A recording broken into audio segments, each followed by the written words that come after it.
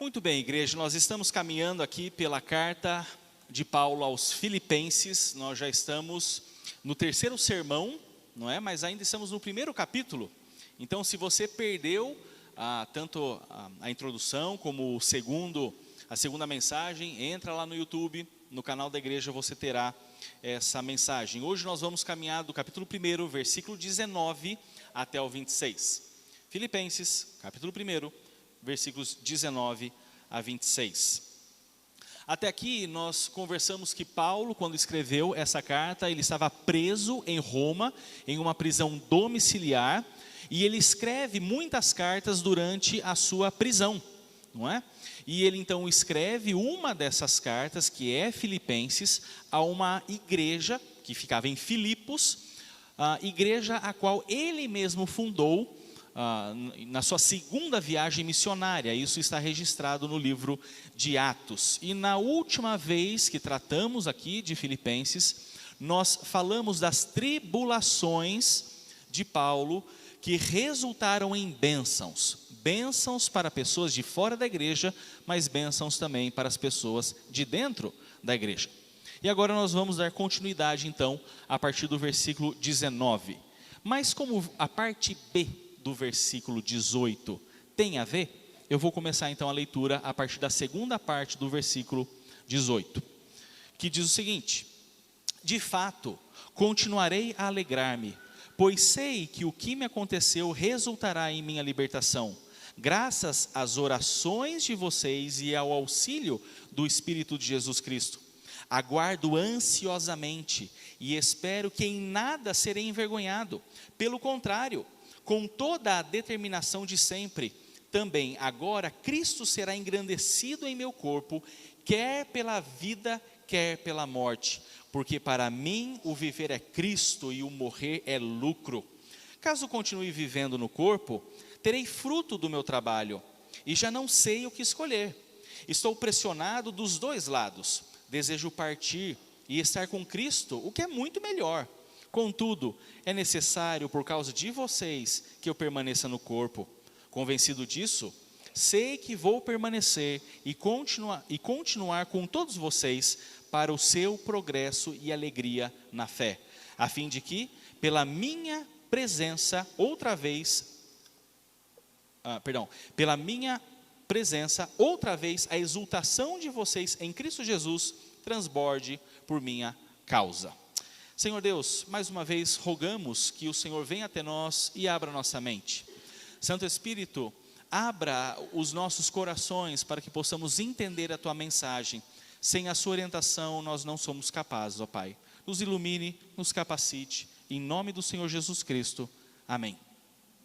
Aqui Paulo começa dizendo que ele tinha certeza e esperança da sua libertação. Quando ele usa essa palavra, ele está demonstrando que ele tinha fé e esperança no Senhor de que ele sim sairia da cadeia. Como eu comentei, ele estava preso na sua casa e ele tinha a esperança de rever os filipenses. Essa mesma ideia nós encontramos no capítulo 2, versículo 24. Essa esperança da libertação, quando lá nesse capítulo 2, versículo 24, ele diz: confiando no Senhor que em breve também poderei ir. Então aqui nós vemos que Paulo demonstra não só o desejo de visitar novamente essa igreja, mas ele tinha convicção de que ele seria posto em liberdade. Mas por que ele tinha essa convicção? Da onde ele tirou esses elementos para crer que ele sairia daquele local? Porque ele podia contar, e ele contou de fato com duas assistências, duas ajudas, dois socorros que aparecem aqui no texto. A primeira assistência é humana e a segunda assistência é divina. A primeira assistência diz respeito às orações da igreja pelo irmão Paulo. Mas também ele tinha uma segunda assistência divina, que era a ação do Espírito Santo. E isso aparece nos primeiros versículos que nós lemos. E quando Paulo utiliza a palavra oração, ele não está pensando em uma oração apenas. A palavra que ele utiliza é súplica. E súplica é um pedido insistente. denota e aponta que a igreja orava persistentemente por Paulo, de forma contínua, a todo momento. Paulo não mandou uma mensagem no grupo de WhatsApp da igreja e os irmãos responderam com uma mãozinha e nunca mais voltaram no assunto. Não, constantemente a igreja intercedia pelo apóstolo Paulo e ele sabia que podia contar com essa ajuda. Mas o texto também fala sobre o auxílio do Espírito Santo. E assim como a fumaça do incenso subia no Antigo Testamento representando as orações de todos os santos, aquela fumaça inundava os céus. E quando Deus ouvia as orações de seus servos, Ele vinha em auxílio e em socorro. Aqui, quando o texto fala sobre o auxílio do Espírito Santo, isso tem a ver com socorro, com resposta, com suprimento. É uma ação do Espírito Santo em resposta às orações da igreja. É como se o Espírito Santo viesse em resgate diante de um pedido de ajuda. É quando você está no trânsito e de longe você escuta um barulhinho de sirene e você olha pelo retrovisor, a ambulância está vindo rasgando e se você não sair da frente, ela vai passar em cima de você. É mais ou menos isso. É o Espírito Santo vindo em resgate pela urgência através da oração dos santos. O que Paulo está experimentando aqui nada mais é que o cumprimento de uma promessa que nós encontramos em Marcos 13, 11. Palavras de Jesus que dizem: sempre que forem presos e levados a julgamento, não fiquem preocupados com o que vão dizer. Digam tão somente o que lhes for dado naquela hora, pois não serão vocês que estarão falando, mas o Espírito Santo. Algumas igrejas utilizam essa passagem para dizer que você não precisa estudar a Bíblia, porque no momento exato o Espírito Santo vai te capacitar. Mas uma leitura simples, nós percebemos que a Bíblia não está tratando disso. Está dizendo que caso os discípulos de Cristo, caso os irmãos em Cristo fossem arrastados para os tribunais, arrastados para o julgamento, nós não precisaríamos nos preocupar. Como que eu vou me defender? O que eu vou falar? Qual argumento eu vou utilizar? Porque a ação do Espírito Santo seria sobre essas pessoas. E é isso o que Paulo está vivendo. A ação do Santo Espírito, todas as vezes que ele compareceu diante dos tribunais, todas as vezes que ele compareceu diante de juízes, autoridades, governantes, era o Espírito Santo dando conhecimento, habilidade e sabedoria ao apóstolo. E diante de toda essa situação, onde ele queria ser cada vez mais capacitado para testemunhar a respeito do Evangelho, o versículo 20 diz que ele aguarda com grande ele aguarda ansiosamente. Não vou alterar aqui o texto. Ele aguarda ansiosamente. Ou, em outra versão, diz que ele aguarda com ardente expectativa. Irmãos, Paulo estava ansioso para saber como ele iria glorificar a Deus diante das autoridades. E a forma que é colocado aqui a palavra expectativa e ansiedade denota a ideia de alguém que começa a esticar o pescoço para olhar o quanto antes. É a pessoa que está abrindo uma caixa e antes de abri-la completamente está tentando enxergar lá dentro. Alguém que está prestes a ver uma paisagem linda e conforme vai fazendo a curva vai bisbilhotando. É tanta empolgação que ele não se aguenta. Ele quer saber como isso vai funcionar. Ele estava ansioso para saber como ele testemunharia a respeito de Cristo, até mesmo diante do carrasco. Ele sabia que ele desejava a glória de Cristo Jesus e a expansão do Evangelho, seja através da sua vida, seja pela morte. Ele não queria envergonhar o seu mestre numa situação ou outra situação. Aí alguém pode perguntar, mas como esse homem pode pensar desse jeito? Por que ele queria agradar a Cristo tanto na vida como na morte? A resposta é que Paulo já tinha uma vida totalmente consagrada ao Senhor. Paulo já tinha uma vida totalmente entregue ao seu mestre. O mundo já não mais lhe importava nada. Na verdade, ele já estava morto para o mundo há muito tempo. O mundo não tinha nada a oferecer para Paulo. O mundo não tinha nada que Paulo olhasse e os seus olhos brilhassem. O mundo tinha a sua fama, a sua glória, o seu dinheiro, e ele fala, tudo isso daí para mim não é nada. Eu quero Cristo. Quero que Cristo resplandeça. Hoje está travado. Em minha vida. Ele quer a glória de Cristo, ele não quer mais nada. Isso é impressionante. Caso ele entregasse a sua vida e morresse pelo Evangelho, ele seria um mártir. E a igreja visualizaria isso e daria glórias, porque o homem, Paulo, foi fiel até o final. Mas caso ele permanecesse vivo, ele estaria trabalhando pelo Senhor, edificando os irmãos, doutrinando e ensinando a igreja. Por isso ele diz, tanto uma coisa como outra, tá bom para mim, tá ótimo. Para mim o viver é Cristo e o morrer também é. Mas no versículo 21 ele vai dizer que a morte é lucro. Por que a morte, não só de Paulo, mas de todo crente é lucro? Porque morrer é entrar na presença do Senhor. Morrer é estar no gozo eterno do nosso Senhor. A morte para Paulo e para nós não é ter menos de Cristo. Enquanto nós estamos vivos, nós estamos nos relacionando com Cristo. Mas quando nós morremos, nós não temos menos, nós temos mais de Cristo. Porque a morte é a porta que nos liga a Cristo. A morte é a ponte que nos retira deste país e nos leva à nação eterna, à pátria celestial. Para Paulo e para nós, a morte é lucro, porque é descanso. É o verdadeiro descanso. A morte é lucro porque é aperfeiçoamento. A morte é lucro porque lá nós somos santificados. E no céu nós continuaremos a aprender a respeito dos mistérios do nosso Deus. E a morte é lucro porque nós estaremos diante do próprio Deus, face a face, contemplando e vendo a sua presença. A vida aqui que nós olhamos e observamos não é tudo. Essa nossa existência aqui nessa terra não é tudo. O mundo não crê na vida eterna. O mundo não tem a certeza da salvação. Para o mundo que que você é apenas um conjunto de células que em algum momento se organizou, isso aqui é tudo.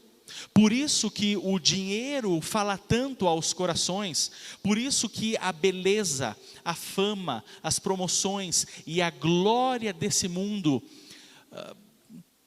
enegrece os olhos, nubla os corações e não permite que as pessoas entendam qual é a grandiosidade de Cristo, porque isso daqui é tudo que eles conhecem. Mas não é. Há muito mais. E nós cremos isso porque a palavra de Deus nos revela que existe muito mais entre o berço e a sepultura. Existe uma vida eterna que nos aguarda com Cristo com os braços abertos, pronto a nos receber. Então, Paulo agora se encontra em um conflito. E este conflito está nos versículos 22 a 24. E ele se encontra totalmente dividido. Por um lado, ele quer partir, mas por outro, ele também quer ficar. Os versículos dizem: caso continue vivendo no corpo, terei fruto do meu trabalho. Já não sei o que escolher. Estou pressionado dos dois lados. Desejo partir e estar com Cristo, o que é muito melhor. Contudo, é mais necessário por causa de vocês que eu permaneça no corpo. Quando ele fala aqui no 23 que ele está pressionado dos dois lados, a ideia é que há uma mesma pressão e a mesma força de ambos os lados. Como se houvesse um grupo de pessoas disputando um cabo de guerra. E em ambos os lados existe a mesma quantidade de gente e a mesma força sendo posta. E o cabo não sai do lugar. Paulo estava completamente dividido. Ele não sabia o que pensar. Ele estava completamente sem saber que decisão tomar. Se bem que a decisão de levar ou permanecer pertencia a Deus. Mas conforme ele vai discorrendo a sua carta, ele chega à conclusão que era melhor que ele ficasse mesmo para a glória do Evangelho e para a edificação dos irmãos. Quando ele fala sobre partir desse corpo, é a mesma palavra utilizada para amarrar os navios. Quando os navios estavam atracados nos portos, eles eram amarrados. E era necessário então soltar o navio para então ele começar a sua navegação. Em outras palavras, Paulo está dizendo o seguinte: olha, eu não sei o que eu faço. Eu estou dividido entre me desamarrar desse corpo e permitir que meu espírito se encontre com Cristo ou permanecer por aqui. Agora, há algo na vida de Paulo que chama muito a nossa atenção. Por que tanta pressão em querer ir para o outro lado e ficar? Normalmente a gente quer ficar, a gente não quer partir, né? Nós precisamos lembrar que Paulo teve uma experiência fantástica. Paulo viu o outro lado. Paulo viu os céus. Observem, 2 Coríntios 12, 2. Olha só de quem nós estamos falando. 2 Coríntios 12, 2.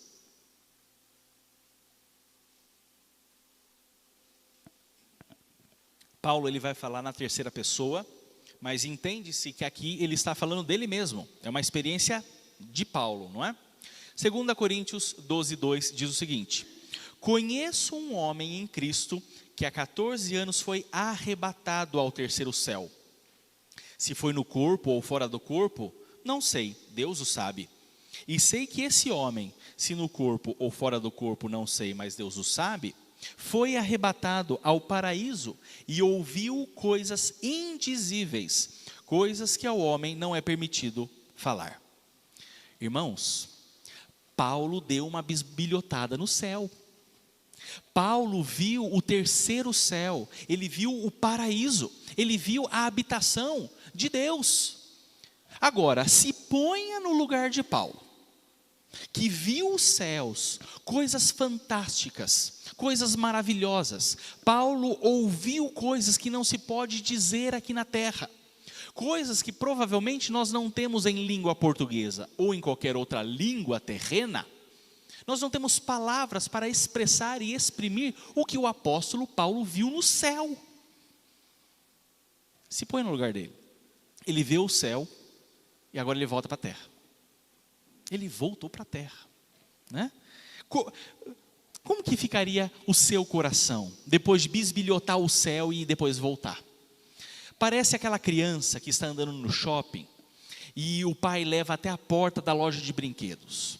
E aí o pai e a mãe falam para a criança: tá vendo essa loja de brinquedos? Essa aqui é a maior loja de brinquedos do mundo.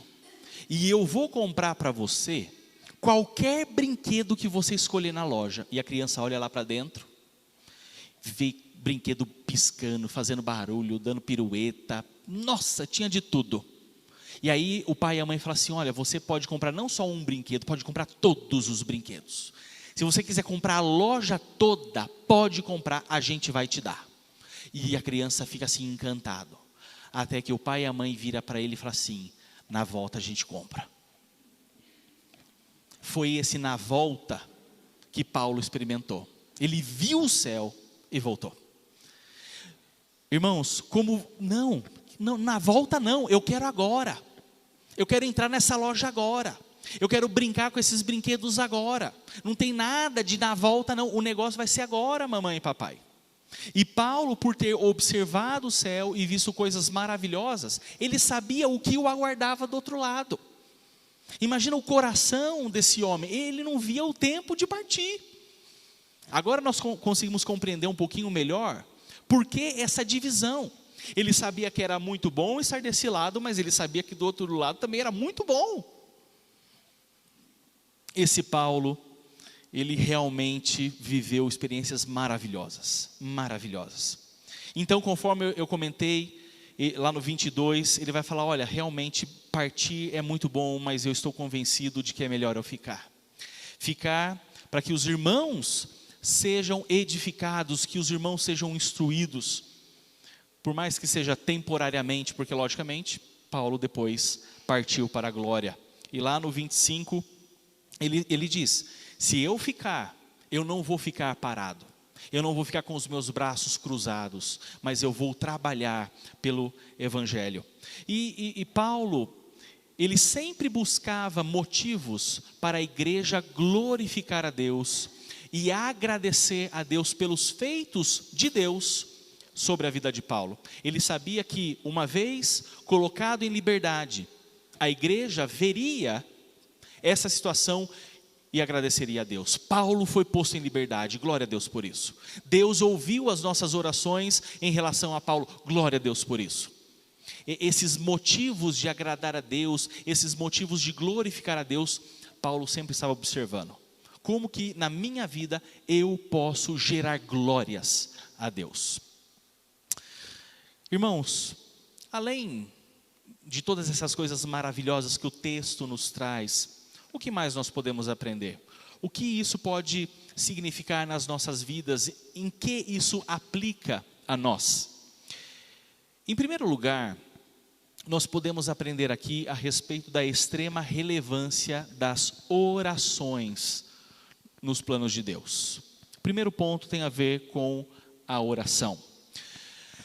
Deus decretou todas as coisas. As nossas orações, elas não mudam os planos de Deus, mas compõem os planos de Deus. Deus não estabeleceu apenas o fim, o objetivo final, mas Ele estabeleceu também o meio, como esse fim será alcançado.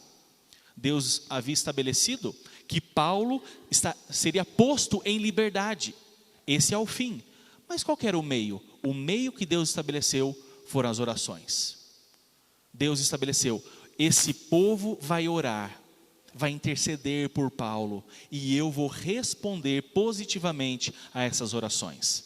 Quando nós oramos, nós não mudamos os planos de Deus, mas nós nos alinhamos e fazemos parte do seu plano que Ele estabeleceu há muitas e muitas gerações atrás. João Calvino, um teólogo muito conhecido da Reforma Protestante, em um dos seus livros que trata sobre a oração, ele diz que quando nós oramos, nós adentramos a sala dos tesouros de Deus. A sala dos tesouros. E se você parar para pensar, por mais que você grite na rua, a sua voz não é escutada, não é ouvida nem no bairro vizinho. Mas quando você ora, a sua voz atravessa o primeiro céu, o segundo céu e chega na presença de Deus. O seu grito, por mais forte que seja, pode não ser escutado na rua de trás, mas a sua oração, ela é ouvida diante da presença de Deus nas regiões celestiais. Isso é a oração. A oração não é só mãozinha, não. A oração é a comunicação com o próprio Deus. É poder demais isso. É poder demais. Queridos, por que nós oramos tão pouco? Por que nós oramos tão pouco? Por que as reuniões de oração das igrejas são tão vazias? Nós precisamos valorizar mais essa comunicação que nós temos com o nosso Deus. A nossa voz, quando ora, adentra os céus. Nós não precisamos de um sacerdote, um sumo sacerdote que adentra o santo dos santos. Nós não precisamos mais disso. Não precisamos de sacrifícios. Precisamos simplesmente dobrar os nossos joelhos e com os corações abertos clamar ao nosso Deus. 2 Crônicas 7,14 diz: se o meu povo, que se chama pelo meu nome, se humilhar e orar, buscar a minha face e se afastar dos seus maus caminhos, dos céus, da morada de Deus, o ouvirei, perdoarei o seu pecado e curarei a sua terra. Esse é o poder da oração. É Deus nos escutar e vir em resgate de nós. Nós não devemos desprezar a oração. Tendo a oportunidade, ore, clame ao Senhor com persistência, com perseverança. Não é uma oração apenas, é uma vida, uma constância na oração. Não perca a oportunidade de ter a sua voz ouvida lá nos céus. Em segundo lugar, nós devemos buscar a glória de Cristo, mas também a nossa edificação. O que nós devemos buscar? A glória de Cristo, a nossa edificação e a edificação de todos os demais. Paulo, ele era um fazedor de tendas, não é? Ele também era um apóstolo.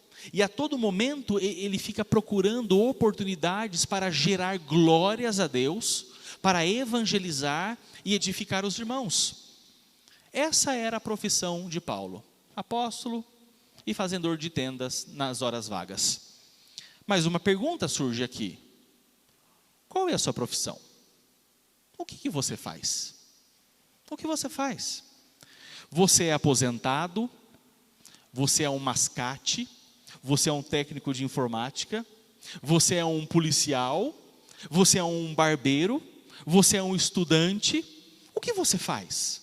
Saiba que na sua profissão, na sua área, você pode glorificar a Deus.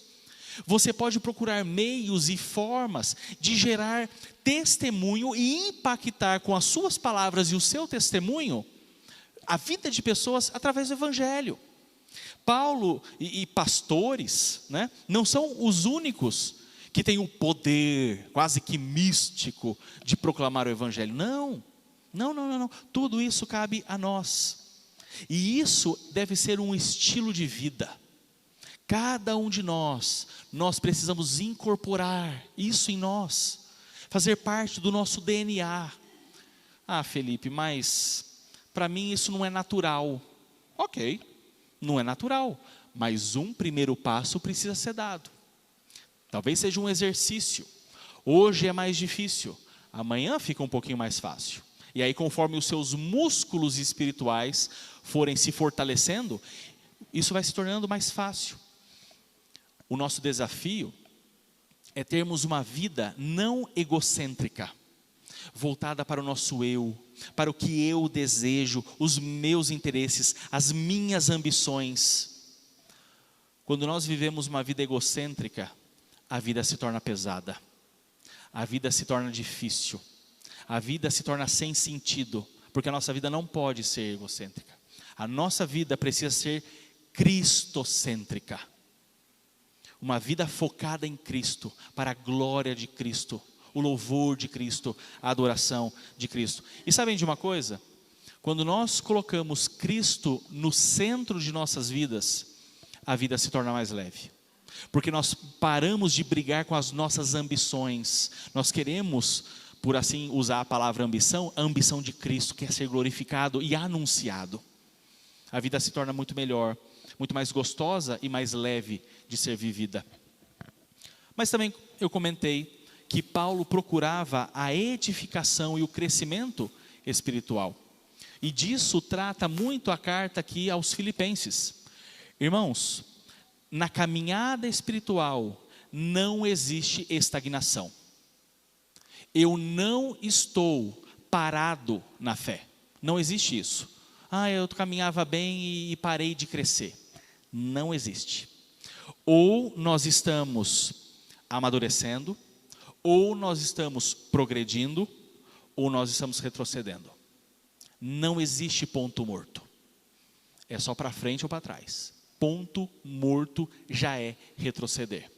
E o desafio que nós colocamos aqui, e que Paulo traça para nós, é de constantemente o amadurecer. Essa era a preocupação de Paulo. Se eu vou ficar nessa terra, vai ser para edificar os irmãos. Se eu vou ter que aturar essa terra mais um pouco e deixar e esperar mais um pouco o céu que eu já vi e sei como que é, então eu vou ficar trabalhando e os irmãos vão crescer na fé junto comigo. Parado a gente não vai ficar não. Quando nós nos convertemos, ok, nos tornamos bebês espirituais. Mas Paulo nos puxa a caminhar cada vez mais como uma forma adulta. É o que diz 1 Coríntios 13, 11, quando Paulo diz: quando eu era menino, falava como menino, pensava como menino e raciocinava como menino. Quando me tornei homem, deixei para trás as coisas de menino. Meu irmão, o que você é na fé? Você ainda é um menino? Tem que amadurecer, tem que crescer. Minha irmã, você ainda é uma menina? Temos que caminhar, temos que amadurecer. Essa é a vontade de Deus para nós, homens e mulheres maduros na fé. Essa é a vontade de Deus para a sua igreja. E em último lugar, nós podemos ter a certeza da salvação. Isso aqui é fantástico. A certeza da salvação e esperança diante da morte. Certeza da salvação e esperança diante da morte. Por quê? Nós sabemos que depois da nossa morte, imediatamente após a nossa morte, nós estaremos com Cristo. Nós não estaremos dormindo, nós não estaremos inconscientes, nós estaremos conscientes e felizes diante de Cristo. E essa certeza da salvação nos dá confiança mesmo quando nós passamos pelo vale da sombra da morte. Paulo, ele não queria morrer porque ele era um suicida. Paulo não queria morrer porque ele estava triste com a sua vida, depressivo, deprimido, não. Ele sabia que a morte era essa conexão com o Mestre. Ele não tinha medo da morte, não porque ele estava desgostoso com a vida que ele vivia, mas porque ele estava plenamente feliz com o seu Redentor. E isso é uma diferença completa. Paulo viveu como um justo e teve a morte gloriosa de um justo. Ninguém pode ter uma vida miserável de um incrédulo e morrer uma morte gloriosa em Cristo. Ninguém. Saibam disso. Descansam em Cristo todos aqueles que viveram diante de Cristo. Irmãos, os nossos dias já estão contados. Os nossos dias já estão contados. E não há nada que nós possamos fazer a respeito disso. Mateus 6, 27 diz: quem de vocês, por mais que se preocupe, por mais ansioso que seja, pode acrescentar 1 hora que seja a sua vida? Quem que pode fazer isso? Ninguém. Ninguém pode. E sobre isso trata também o Salmo 139, 16. Os teus olhos viram o meu embrião, todos os dias determinados para mim foram escritos no teu livro, antes de qualquer deles existir. Até mesmo isso, o nosso Deus soberano determinou. Meu irmão, minha irmã, preste atenção nisso. Quando a sua hora chegar, e essa hora vai chegar, e vai chegar para mim também, não importa onde você estiver, seja no leito de um hospital, seja dentro de um carro, andando na rua, dentro do mercado, dentro de uma padaria, dentro da igreja, na sua própria casa, quando o Senhor chamar, quando os seus dias já determinados se acabarem, você irá partir. Mas tenha a certeza disso, que assim que você fechar os seus olhos nesta terra, mesmo que você fechar os seus olhos em lágrimas, em dor e em sofrimento, você abrirá os seus olhos do outro lado, no paraíso, na pátria celestial, e o primeiro rosto que você vai ver é o rosto do seu bom pastor, com um sorriso nos lábios e os braços abertos, pronto para te receber, seguro além do rio. Will L. Thompson, quando escreveu Porque para mim viver é Cristo, em 2 estrofes do seu hino, ele diz o seguinte, e eu quero encerrar com esse poema: Cristo é o mundo inteiro para mim, minha vida, minha alegria, enfim, minha força de dia em dia, sem Ele certamente eu cairia. Quando estou triste, eu o procuro, pois nenhum outro me faz tão seguro. Quando estou triste, Ele me reanima, pois é meu amigo lá de cima. Que o Senhor Jesus Cristo seja o seu mundo, o seu tudo, o seu amigo lá de cima. Vamos orar mais uma vez. Senhor Deus, nós te louvamos, ó Pai, porque em Ti temos a certeza da vida eterna, em Ti temos a salvação. Em Ti sabemos que não precisamos nos preocupar com a morte, porque o Senhor venceu a morte. Não sabemos quantos dias nos restam, mas queremos dedicar os nossos dias ao Senhor. A Ti toda a honra, toda a glória, todo o louvor. Queremos nos consagrar ao Senhor, queremos dizer que o Senhor é o nosso Deus e queremos viver continuamente pelo Senhor. Nós te adoramos, nós te exaltamos, em nome de Jesus. Amém.